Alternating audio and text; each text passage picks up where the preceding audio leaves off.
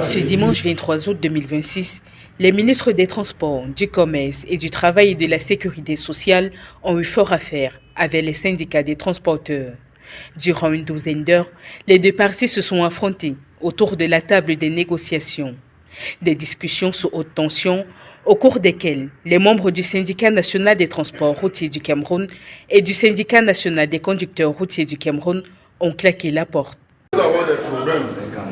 Il y a ceux qui n'ont pas de problème. Ceux qui n'ont pas de problème. Ceux qui n'ont pas de problème. Ça, c'est la frustration.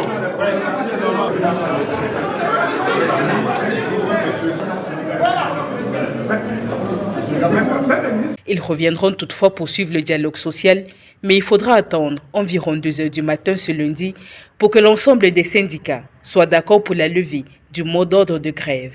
Nous disons aux transporteurs que la concertation avec le gouvernement nous permet de les rassurer qu'il n'y aura pas de grève.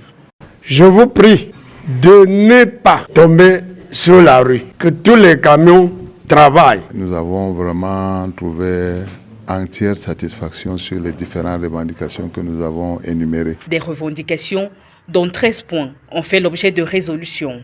Le contrôle des véhicules en transit doit se faire exclusivement au niveau des checkpoints conventionnels, au niveau des plateformes portuaires. Les différents directeurs généraux ont été instruits de vous recevoir et de me rendre compte des diligences entreprises. Le gouvernement a également suspendu la délivrance de la licence S6 relative au transport des marchandises pour compte propre, relancé le décret d'extension de la convention collective nationale dans le secteur des transports. Il s'est par ailleurs engagé à résoudre les problèmes de dégradation des axes routiers et de tracasseries routières dans les régions du nord-ouest et du sud-ouest.